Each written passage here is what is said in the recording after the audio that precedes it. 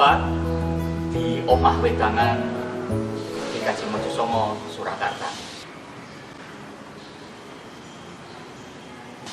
Saya Pendeta Supranjono Eko Raharjo dari GKJ Mojosongo.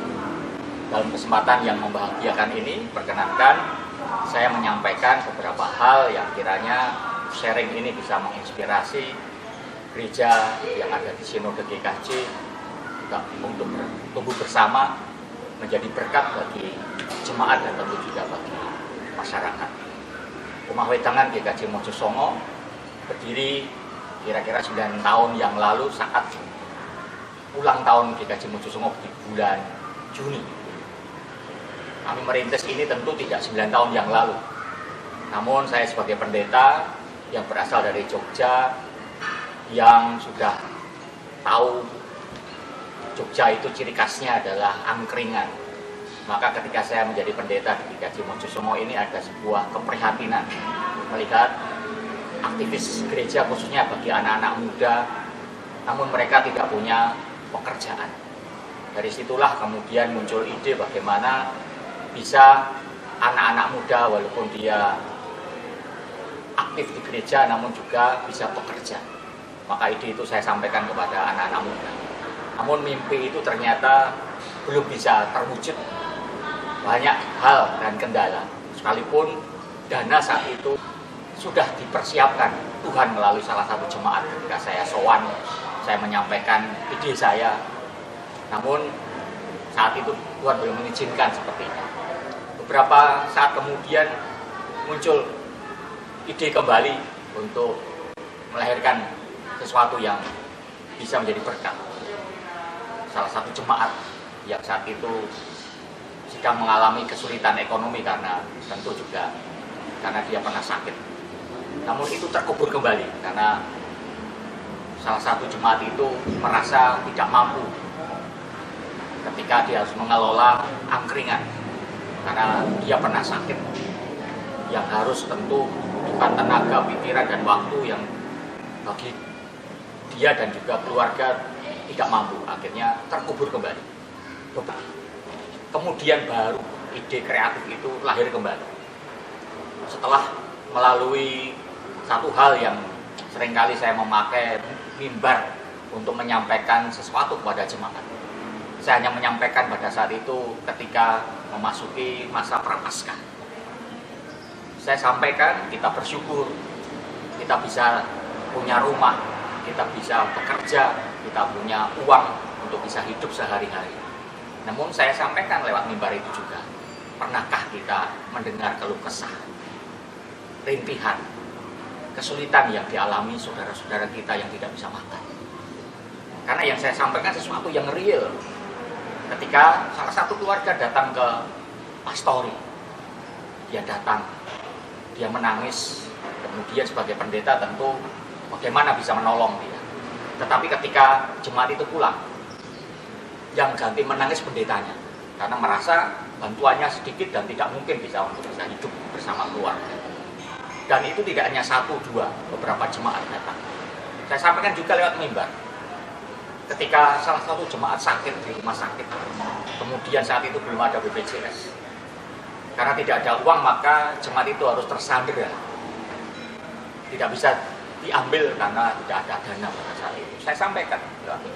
Yang ketiga juga, jemaat pernah menyampaikan tidak punya uang untuk bisa kontrak dan masa kontrak udah habis.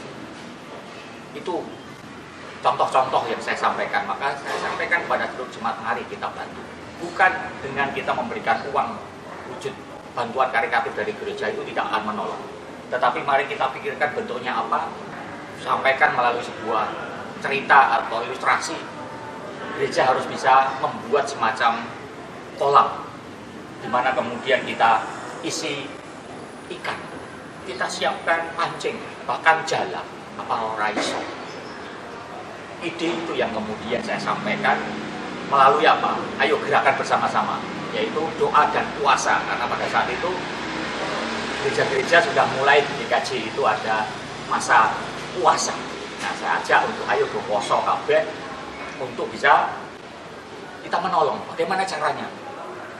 Puasa pantang. yang biasanya makan satu hari 50.000, 25.000 di sudo dikurangi untuk hidup sederhana, kemudian 1.000 kah tiap hari atau 500 kah masukkan ke celengan, bahkan mungkin 5.000 aja bisa masukkan ke celengan. Bagi jemaat yang biasa merokok umpamanya dikurangi atau bahkan nggak usah merokok, masukkan ke celengan. Kemudian pada saat hari Paskah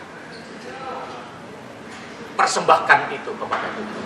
Namun gereja tidak akan memberikan celengan. Silahkan yang tergerak, ini gerakan bersama, bukan sebuah keputusan dari persidangan majelis, tetapi ini gerakan moral bagi kita. Dan ternyata sungguh luar biasa. Jemaat ketika Paskah itu membawa celengan masing-masing, kemudian dipersembahkan pada Tuhan, dan hasilnya luar biasa. Melihat itu majelis kemudian tergerak untuk melanjutkan. Karena saat itu bulan April, bulan Juni ulang tahun gereja, disepakati panitia dibentuk, salah satunya juga tujuannya untuk membuat program pemberdayaan ekonomi jemaat atau disebut PEJ. Dan sudah mulai ada pemikiran untuk membuat sesuatu yang akhirnya bisa memberkati seluruh jemaat dan termasuk teknisnya. Saya sampaikan juga, ini kesempatan yang berbahagia. Jadi ketika gerakan moral melalui persembahan itu, sebelumnya itu ada sambutan respon dari jemaat yang luar biasa. Setelah selesai saya berkhotbah menyampaikan sesuatu yang real tadi, jemaat itu telepon kepada saya memberikan persembahan sekian juta untuk membantu program yang disampaikan Pak Pendeta. Disitulah semangat saya lalu lahir kembali, karena sudah sekian tahun saya punya mimpi itu, tetapi sepertinya kok belum bisa. Dengan cara informal pun saya sampaikan pada jemaat-jemaat, tentu ada yang mendukung, ada yang apatis, tetapi juga tidak sedikit yang tidak mendukung. Tapi semakin saya tahu peta yang ada di gereja, nah maka ketika gerakan moral persembahan secara pribadi maupun dengan persembahan melalui celengan itu, saya kemudian kumpulkan teman-teman yang tadi pernah saya ajak beberapa tahun sebelumnya untuk bincang-bincang tentang model usaha. Nah maka tadi keputusan majelis untuk melanjutkan di dalam ulang tahun gereja yang kami sebut, kalau setiap ulang tahun gereja itu GKJ Mojokerto punya sesuatu yang sering kami hayati melalui bulan syukur. Jadi kalau sudah masuk bulan Mei, itu panitia dibentuk, panitia disebut panitia bulan syukur hari ulang tahun GKJ Mojokerto. Nah salah satunya programnya itu adalah untuk mewujudkan PEJ saja.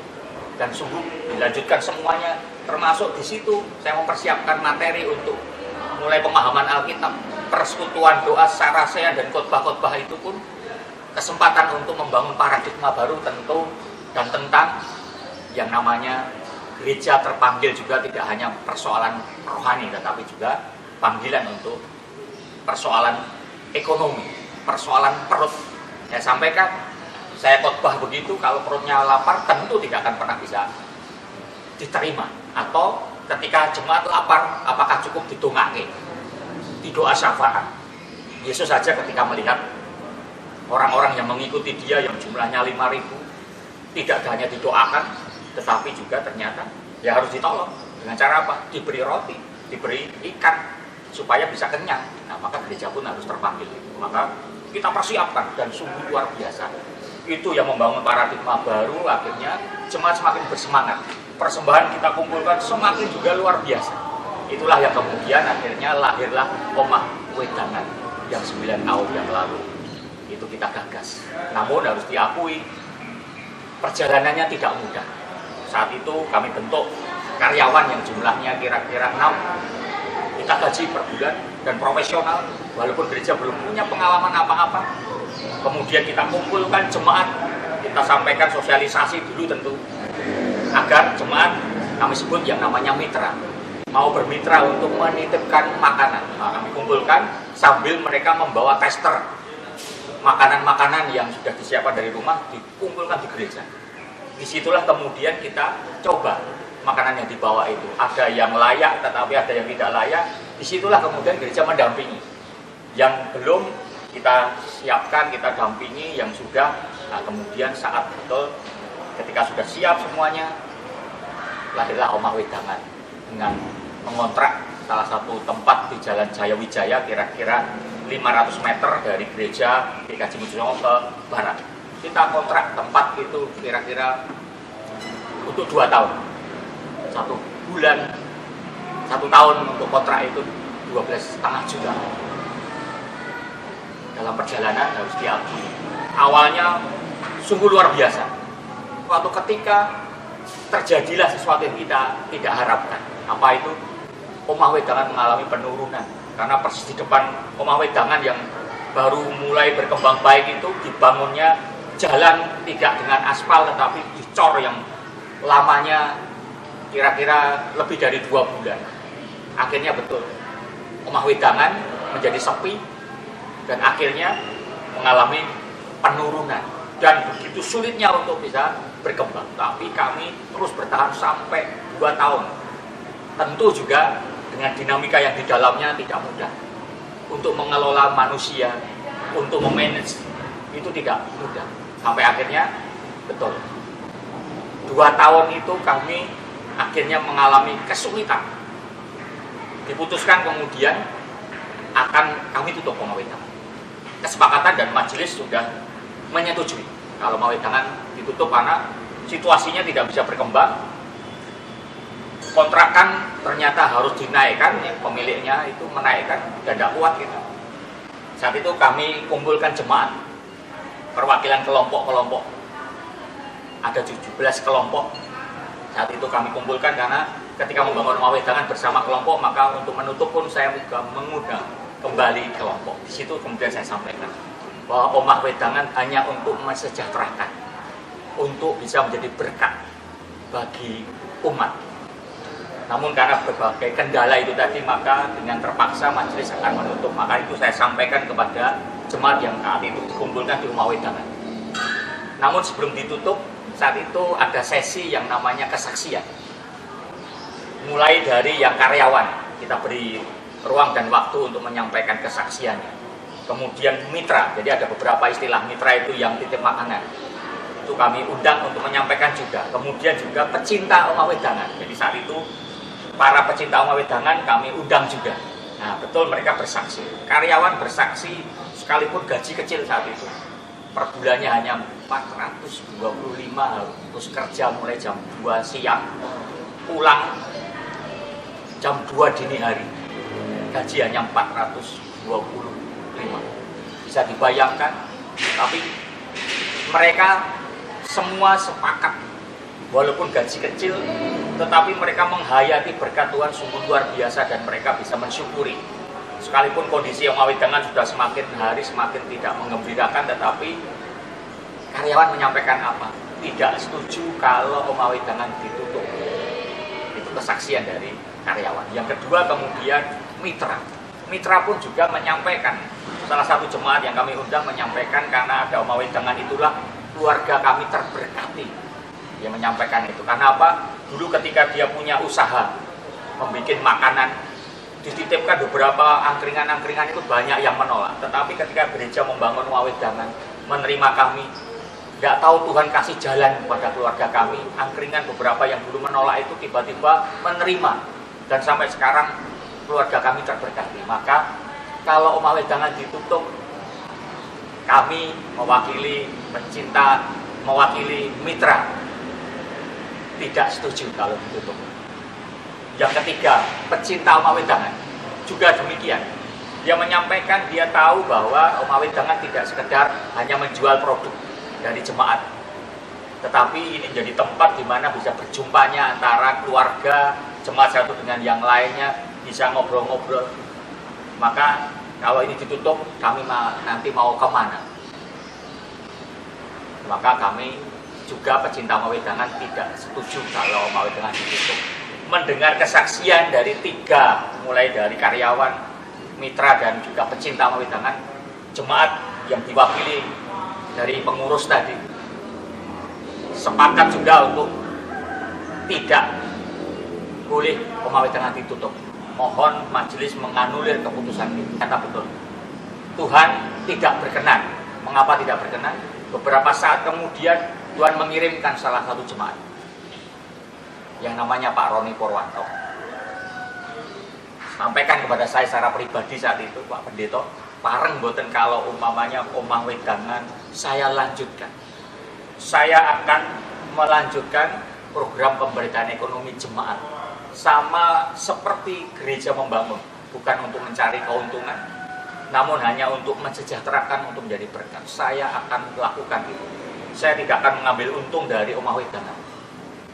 Saat itu saya jawab dengan senang hati, walaupun saya belum menyampaikan kepada sidang majelis pleno di GKJ Mojosomo.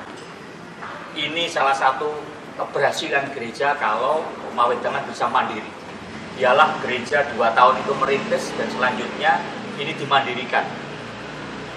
Kalau panjenengan menyampaikan akan menjadi berkat bagi jemaat dan juga karyawan, sebagai mitra dan sebagai karyawan, Gusti ora sare Mas, saya bilang gitu. Karena memang Mas Roni itu masih sangat muda, dia pengusaha muda.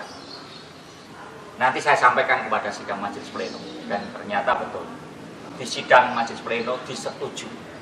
Akhirnya Pak Roni bersama keluarga mengelola secara lebih profesional, disetting ulang semuanya, dan akhirnya sungguh Gusti ora sare. Ketika launching yang kedua, saat itu diundang kembali jemaat seperti semula ketika kita mengadakan omah wedangan yang saat itu 2 tahun sebelum Pak Roni ambil itu. Kita kumpulkan 7 tahun yang lalu. Banyak jemaat yang mengatakan apa kepada saya? Pak Pendeta, Pak Roni mesake. Kenapa mesake? Mereka tahu modalnya begitu besar. Apakah bisa kembali? Jadi saya hanya diam. Betul, sampai sekarang omah wedangan yang berkunjung semakin luar biasa. Sampai akhirnya Pak Roni pun bersaksi ya, betul Pak Pendeta, Gusti ora sare. Kenapa Gusti ora sare? Karena banyak orang terheran-heran betapa banyaknya orang yang datang ke omah wedangan dan bertanya, Pak Roni, kok bisa seperti ini? Jawabannya dia apa? Ini bukan lagi karya manusia, tetapi ini karya Tuhan. Mengapa karya Tuhan? Karena omah wedangan dibangun hanya untuk mensejahterakan jemaat. Bahkan tidak hanya jemaat, masyarakat. Sehingga sekarang menjadi PEJM, Pemberdayaan Ekonomi Jemaat dan Masyarakat. Dan lihat Bapak Ibu, saudara-saudara, kalau saat ini saya syuting di omah wedangan yang baru ini, kira-kira sudah 2 tahun ini. Jangan dikira omah wedangan yang magrong-magrong ini dari proses yang tiba-tiba sukses seperti ini. Ada perjalanan yang berdarah-darah. Berdarah-darah iya, tantangan iya, dari dalam iya, dari luar iya. Tapi sekarang semua sejahtera, karyawan sejahtera, gajinya sudah UMR, bahkan banyak bonus-bonus yang diberikan. Termasuk juga masyarakat, parkir itu 100% diserahkan kepada masyarakat. Hasilnya antara omah wedangan dengan parkir sama, padahal tanpa modal, sempritan we orang. Nah itu artinya apa? Berkat luar biasa. Termasuk mitra, sekarang ini jemaat hanya 30% dan masyarakat itu 70%. Ini sekilas omah wedangan yang sekarang menjadi berkat, dan banyak gereja yang sudah belajar memang iya dari GKJ yang ada di seputar Solo, sudah banyak yang belajar di omah wedangan, maupun juga gereja GKP di Bali pernah belajar di sini. Kiranya ini menginspirasi gereja-gereja bisa tumbuh, namun sekaligus juga bisa menolong jemaat dan masyarakat, bisa menjadi berkat. Tuhan berkati. Saya akan sampaikan ini produk dari jemaat yang kami sebut mitra omah wedangan Mojosomo. Ada telur, nasi oseng somun, nasi sambal, juga nasi bakar, dan suguhan-suguhan lengkap. Dan ini adalah Mas Iman, karyawan yang sejak mula sampai sekarang setia. Ini satu wujud, satu komitmen untuk bisa melayani Tuhan melalui omah wedangan. Nama saya Iman Gus. Sejak 9 tahun yang lalu saya mengawal Omah Wedangan ini. Mulai dari program gereja, itu saya pikir benar-benar mulia karena menolong banyak sekali jemaat-jemaat yang tidak punya pekerjaan, jemaat-jemaat yang sekeng. Itu memang perlu mendapatkan istilahnya bukan hanya bantuan berupa uang, tetapi harus diberi pekerjaan. Dari sini saya pun juga ikut terpanggil juga berpelayanan, walaupun saya cuma mengawal di Omah Wedangan ini, tetapi benar luar biasa. Bukan hanya dari sisi materi, tetapi dari rasa yang saya rasakan di dalam diri saya itu damai ada, sukacita ada, bahkan ini juga merambah di keluarga saya pribadi.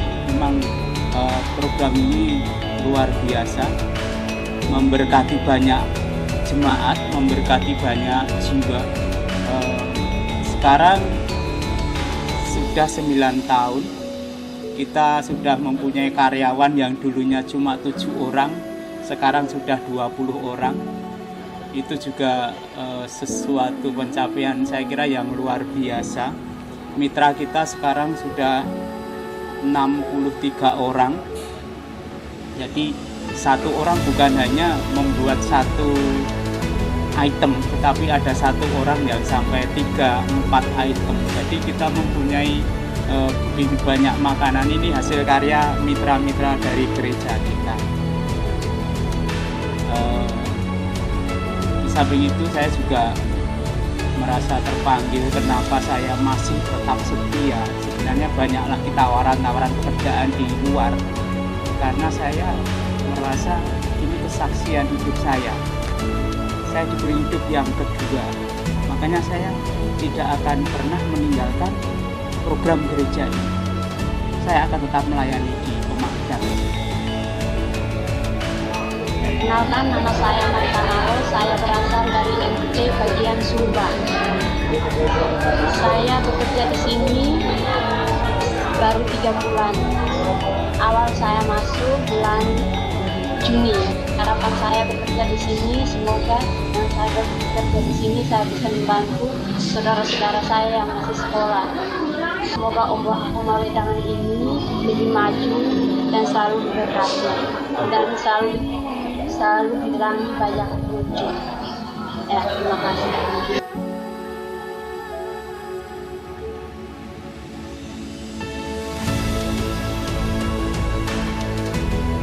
Saya Bapak Irwan, saya bersama keluarga hadir di sini di Omah Wedangan. Saya berasal dari sekitar sini, dari Solo, tapi saya bertempat tinggal di wilayah Karanganyar. Kenapa saya ada di sini? Saya suka hadir di Wedangan ini karena satu, view-nya bagus, lalu kebersihannya juga terjaga, dan dalam event-event tertentu Omah Wedangan menyediakan untuk acara live seperti MotoGP ataupun sepak bola. Jadi terus terang sangat nyaman untuk ada di sini, dan pelayanannya juga bagus, komplit, dan harganya juga terjangkau. Terima kasih.